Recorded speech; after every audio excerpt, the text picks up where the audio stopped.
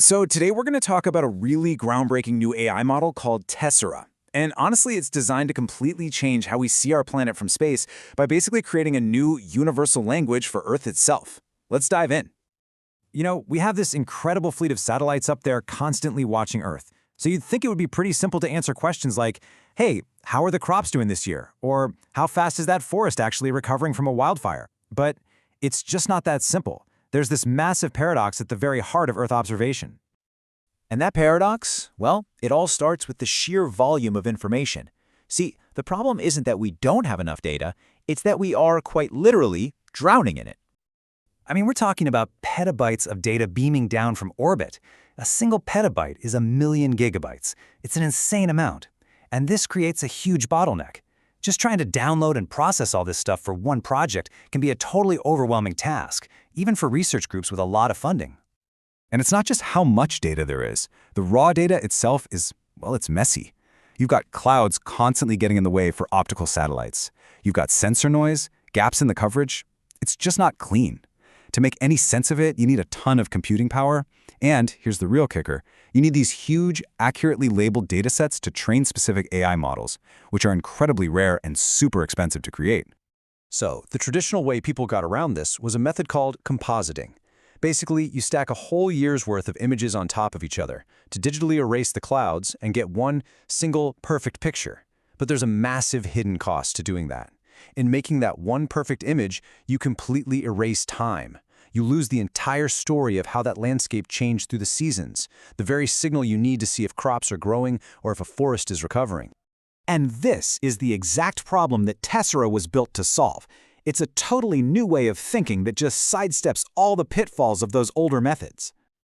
Okay, so at its core, Tessera is what we call a foundation model.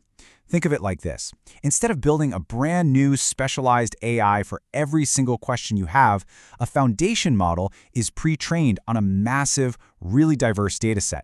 It learns the fundamental patterns of the world on its own, creating this general-purpose tool that you can then easily fine-tune to solve hundreds of different problems. So how does it learn all this stuff? Well, Tessera uses this brilliant technique called self-supervised learning. And this right here is the magic key. Instead of needing people to spend countless hours labeling millions of images, this is corn, this is a burn scar, the model learns by finding patterns in the raw, unlabeled data all by itself. It essentially teaches itself the language of planet Earth just by observing. You can really think of Tessera as a universal translator for satellite data. It takes in information from two totally different kinds of satellites. You've got the optical views from Sentinel-2, which is kind of like what our own eyes see, and then you have radar data from Sentinel-1, which can actually see right through clouds and measure physical structure. Tessera learns how to fuse these two distinct languages into one single, much richer understanding of what's happening on the ground. So what does this new translated language actually look like? Well, the output isn't a picture. It's something way more powerful called an embedding. Okay, just think of an embedding as a really dense numerical ID card for every single 10-meter by 10-meter patch of land on the planet. Tessera takes an entire year's worth of complex satellite data for that one little pixel, all the spectral colors, all the radar textures, and how all of it changes over 365 days. And it compresses all of that down into a simple list of just 128 numbers. That's it. A simple but incredibly powerful, information-rich summary. Now, I know what you're thinking, a list of numbers sounds pretty abstract, but this is where it gets absolutely incredible.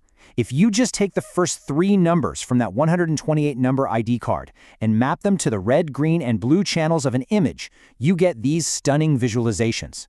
Now, these are not photographs. They're visual representations of the data itself. And what they show are these rich, complex patterns at every single scale you can imagine, from a single farm field to an entire continent. It's amazing. Okay, so all of that sounds great in theory, but does it actually work in the real world? Well, the researchers put Tessera through a series of really demanding challenges, pitting it against other state-of-the-art models. First up, a really tricky task. They tried to map 17 different types of crops across a huge area in Austria. Now, this is super difficult because a lot of crops look almost identical from space. Success really depends on being able to detect these very subtle changes in their growth cycles over time. And their results? Well, they're crystal clear. Tessera consistently beat the other leading models. But here's the really crucial part. It performs especially well when you have very little labeled data to work with. This means that even with just a tiny handful of examples, Tessera's embeddings provide enough information for a simple classifier to get world-class results. It's incredibly efficient. All right, the next challenge was even tougher. They wanted to estimate the height of trees in the dense, tall, and almost constantly cloud-covered rainforests of Borneo. This is exactly the kind of place where most global models just completely fall apart. And just look at this difference. That R-squared value basically measures how well the model's predictions match reality. Tessera hits a score of 0.66. The other three leading global models, they scored less than 0.05. That is not just a small improvement, folks. That is a monumental leap in accuracy for one of the planet's most critical and hardest-to-measure ecosystems. For the final test, the team turned their attention to mapping wildfire scars in California. And this is a vital task for understanding how ecosystems recover and for managing future fire risk. And honestly, this might be the most impressive result of all. Tessera, which remember is a general-purpose model, performed just as well as a model that was custom-built only for this one specific task. That specialized model needed to know ahead of time when and where fires happened. Tessera needed none of that and still crushed it with a near-perfect score, easily beating out other foundation models. So, this amazing string of successes really points to the bigger picture here. Tessera isn't just some cool academic exercise. It's designed from the ground up to be a transformative tool that anyone can use. And this is really why it matters so much. These embeddings are totally ready to use.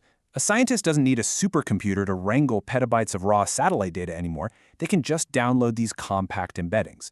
The model is incredibly frugal, giving you top-tier results with just a fraction of the labeled data and computing power.